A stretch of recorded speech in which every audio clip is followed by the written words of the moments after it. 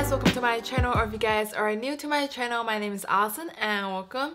So if you guys are interested with fashion, beauty, foundation review, lifestyle, and a lot of different DIY on my channel, make sure you guys subscribe down below, click that ring bell button so that you get a notification whenever I upload a new video on my channel. So for today's video, I'm doing a foundation review, and today we are reviewing a new launch foundation that I haven't seen a lot of people reviewing on the YouTube beauty channel.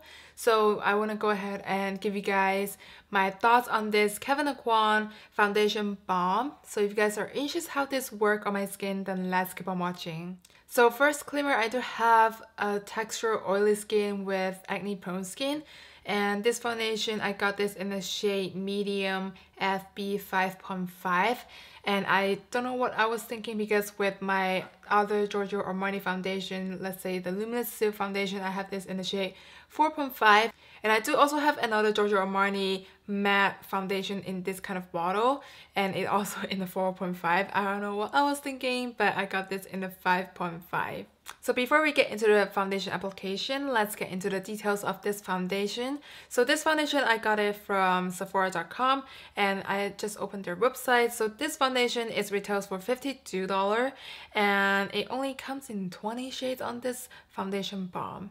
So this is a full coverage foundation with an innovative silky balm texture, fortified with hyaluronic acid for a flawless finish in an extended shade range. It is a full coverage matte finish and cream formula. It's good for normal, combination, and oily skin. So some highlight ingredients on this foundation: it has hyaluronic acid, antioxidant, vitamin E, and avocado oil. So what else you need to know on this foundation? This is an innovative beauty foundation balm, comes with a special design brush for effortless application. And this foundation matches the Etherless foundation shades and includes 4 additional shades to find the perfect color. This formula also contains bonus of antioxidants such as vitamin E and hyaluronic acid to protect the skin. So this is all the disclaimer on this foundation. So first of all, on the Sephora.com, I only see 16 reviews on this foundation, so it's a pretty new foundation, but it does have 4 out of 5 star. And now I'm also looking on the app. When I purchased, there's a lot of shade available, but now that it's almost all sold out, which is crazy. So with that being said, now let's get into the packaging of this foundation. So let's go through the packaging. This is what you'll be receiving if you order this KEVYN AUCOIN balm. So let's get into the packaging. So when you open it, this is what you see on the inside. You see a brush, and you see a little foundation on the inside.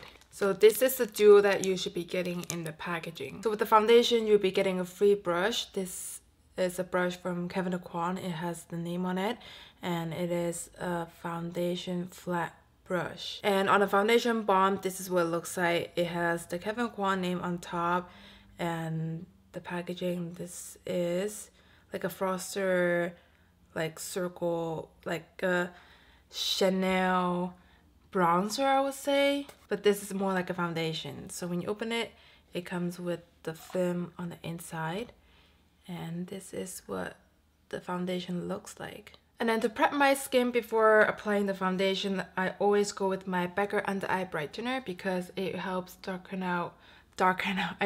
cancel out my dark circle underneath the eye before applying any foundation and concealer on top. You guys can see a difference right away, because this side is a lot lift up than the other side of my dark circle. And after that, because today is a really hot day, and I know this is more like a balm and it might not work for oily skin, so I want to just prep my skin really well. So I'm going to use my Rimmel London Stay Matte Primer on the T-zone, because that's where I get the oiliest throughout the day. So I'm using this much of the amount and just warm it up between my hands and pat it on my nose and my forehead, between my brows where I get the oiliest, and on the chin area. And the rest, I'm just gonna dab it on the center of my face, because that's where I get oily as well. So now I'm checking the Sephora.com and see how to use this foundation. So suggest usage is swirl the foundation balm brush into the foundation balm compact to pick up the product. Stroke the foundation balm brush onto the skin, starting in the center of the face and work outward. So this looks like exactly what I have with my Chanel bronzer balm. Honestly, I don't know if this shade color match my skin tone. It might be a little too dark, but I'm still gonna work into my skin and see how it wears out throughout the day. So following into the instruction, I'm just brushing this foundation out from the center of my face. Actually, I think the shade, it kind of match. Maybe a little darker than my skin, but not as bad, because actually this summer I did get a tan. Okay, so close up, you guys can see this is the foundation coverage. I would say it's not bad as a foundation coverage, but definitely it's very easy to move around with the brush. And I feel like this foundation wouldn't set onto the face, but we'll see later on. But as far as I blend it into my skin, I feel like it's very easy to blend, it's blendable. But I have to say, I'm glad that I exfoliate my face yesterday before applying this foundation, because I was having a lot of texture around my nose area, whiteheads, and all those texture on the face. So I feel like with this foundation on, if it's applied on the nose that I have all the texture, it would show right away and it wouldn't look nice. So with this foundation balm, I feel like you have to prep your skin very nicely, exfoliate your skin very nice to start with the base. But now that this foundation is applied on the face, I feel like it's very easy to blend again. And the only thing that I don't like applying with the brush, because it does show the stroke marks. So I'm just gonna go over with a beauty blender to blend it out nicely, to kind of just take off that streak mark. So now I'm just gonna go ahead and just kind of dab this out. As I'm using my beauty blender to kind of blend the foundation out, I feel like it kind of dries down already into my skin.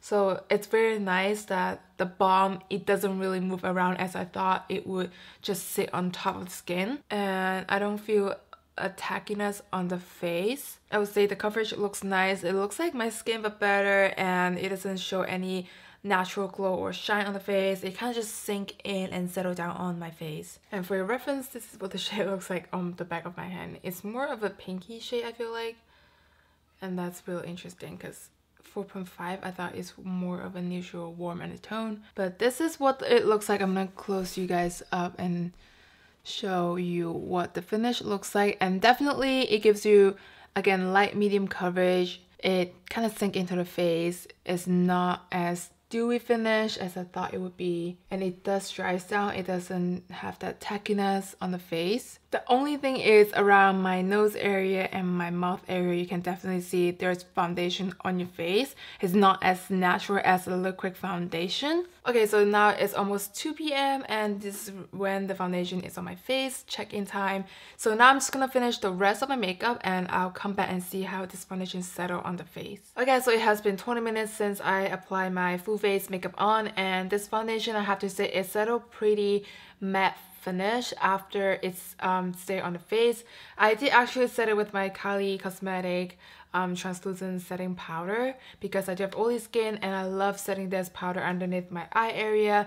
And I also use this for the whole face because I just don't want to use a different powder today. So again, this foundation, I did set it with my loose setting powder to avoid the oil comes through, because I do have oily skin.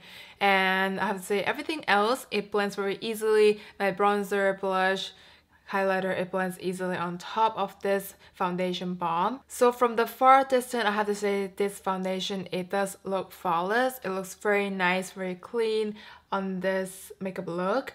But when I close you guys up a little around my nose area, you guys will see the kickiness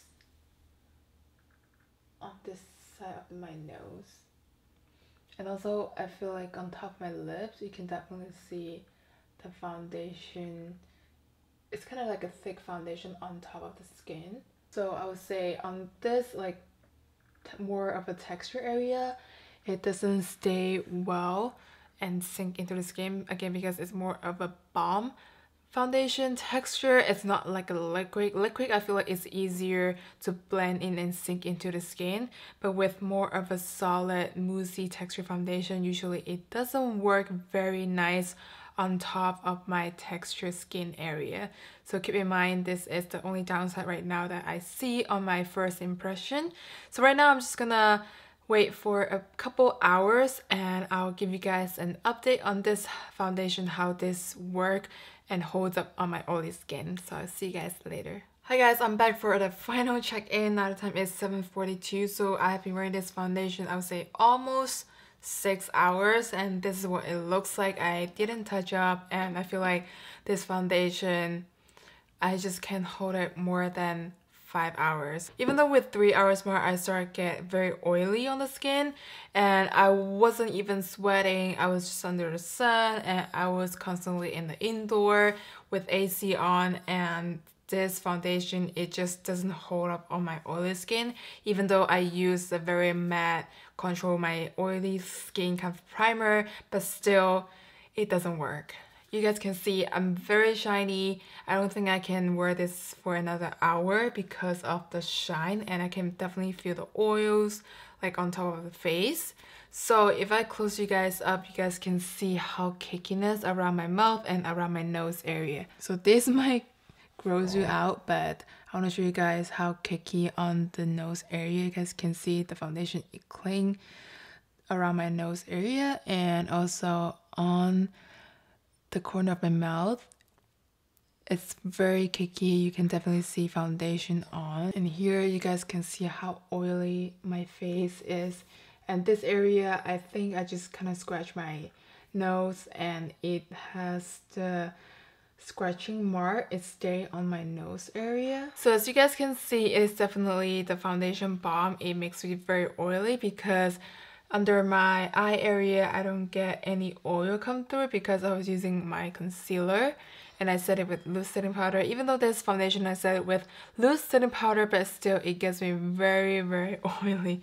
This is like not acceptable. So I'm just gonna blow up my face with a kitchen towel and let's see how it looks. This foundation, it does stay on to the kitchen towel. I feel like because it's very oily, it kind of just marks those kitchen towel marks on my face, which is really funny because it's like I'm stamping my face with a kitchen towel. So after testing out this foundation, my final thought is I don't think I'll keep this foundation because it doesn't work with my oily skin, even though I tried to use a loose setting powder and a very matte control the oil primer to give it a nice base for this foundation. It still doesn't work. It gets me very oily after a 3 hours mark, and after like 5 hours mark, this is how oily I got. So that's all my thought, and hope this foundation review does help you guys out to pick up this foundation or not. If you guys do have oily skin, I hope this really helps you out to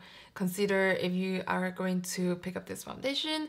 And if you guys like this video, please give me a thumbs up and support your girl here, and I'll see you guys on the next one. Bye!